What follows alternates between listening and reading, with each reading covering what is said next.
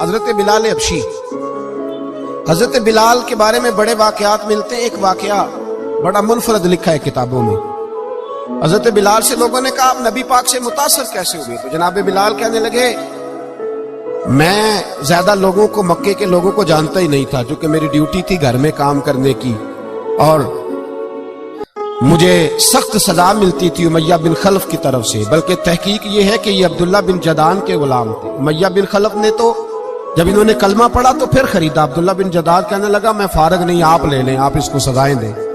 تو کہتے میں ان کے گھر میں ہوتا تھا تو میں تو زیادہ لوگوں کو جانتا ہی نہیں تھا، کبھی مجھے موقع ہی نہیں ملا تھا باہر نکلنے کا. ہماری غلاموں کی کوئی زندگی نہیں ہوتی تھی. آج تو ہر آدمی کہتا ہے نا میں کچھ چودھری سے لے کے کھاتا ہوں. یہ جو تیرے اندر حوصلہ ہے نا، یہ میرے رسول نے تجھے عطا فرمایا ہے، یہ میرے نبی نے تجھے دیا ہے، ورنہ تو غلام بکا کرتا ہے. یہ حوصلہ تجھے رسالت مآب نے دیا. حضرت بلال کہتے ہیں میں ایک دن مجھے بخار چڑھ گیا بڑا تیز، میں لوگوں کو جانتا نہیں تھا. فرماتے مجھے تیز بخار چڑھ گیا تو ٹھنڈ بڑی سخت تھی. میرے مالک نے مجھے کئی کلو جوں دیے پیسنے کو چکی پہ. کہتے میں بیمار تھا تو میں نے کچھ دوائی لی جو اس وقت موجود ہوتی تھی، تو میں نے ایک لحاف لیا، دودھ پیا تو مجھے نیند آ گئی. جب میں سویا تو میرا مالک آ گیا.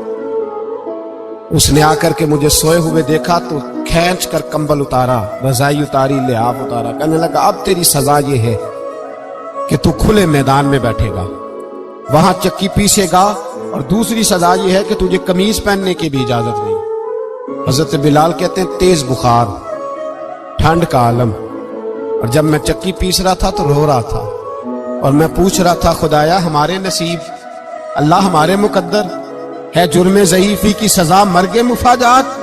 سیدنا بلال حبشی رضی اللہ تعالیٰ عنہ فرماتے ہیں میرے دروازے کے قریب سے رسول پاک گزرے اور مجھے ہائے ہائے کرتے دیکھا تو دستک دی. میں نے کہا کون ہے؟ دروازہ کھلے، آ جاؤ. محبوب اندر آئے تو پوچھنے لگے کیوں رو رہے ہو؟ میں نے کہا جاؤ اپنا کام کرو. یہاں دکھ سارے پوچھتے ہیں، مداوع کوئی نہیں کرتا. یہاں تقریریں سارے کرتے ہیں، حقوق غریباں پر بات سارے کرتے ہیں، مداوع کوئی نہیں کرتا. جاؤ اپنا کام کرو. کہتے ہیں میں نے سخت جملے کہے معاذ اللہ. حضور چلے گئے، اور جب حضور جا رہے تھے تو میں کہہ رہا تھا بس جا رہے ہو نا، میں نے پہلے ہی کہا تھا جاؤ. کہتے ہیں قربان جاؤں. تھوڑی دیر گزری تو اللہ کے رسول کے ہاتھ میں گرم دودھ کا پیالہ تھا، کھجوریں تھی. حضور تشریف لائے اور کریم رسول نے مجھے کھجوریں دی، دودھ پلایا اور کہا چل جا کمبل میں بیٹھ جا. تو میں نے کہا چکی کون پیسے گا؟ وہ تو بڑا مارے گا.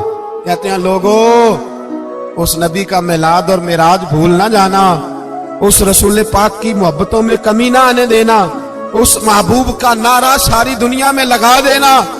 فرماتے ہیں میرے حبیب کے میں قربان جاؤں. مصطفیٰ کریم نے فرمایا تو بیٹھ رضائی میں اور آج تیرے حصے کی چکی میں پیسوں گا. کہتے ہیں ساری رات حضور چکی پیستے رہے، ساری رات. سویرے میں اٹھا اور میرے حبیب پاک نے مجھے وہ سارا کچھ دیا اور خود چلے گئے. اگلی رات پھر آئی تو حضور پھر آ گئے، مجھے پھر رضائی میں لٹایا، دودھ پلایا اور ساری رات چکی پیسی. کہتے ہیں بس تیسرے دن حضور چکی پیس کے جانے لگے تو میں نے قدم تھام لیے. میں نے کہا بیبا دنیا ساری جھوٹ بولتی ہے، زمانہ سارا غلط کہتا ہے، جو غلاموں کے حصے کا کام کرے وہ اللہ کا سچا رسول ہوا کرتا ہے.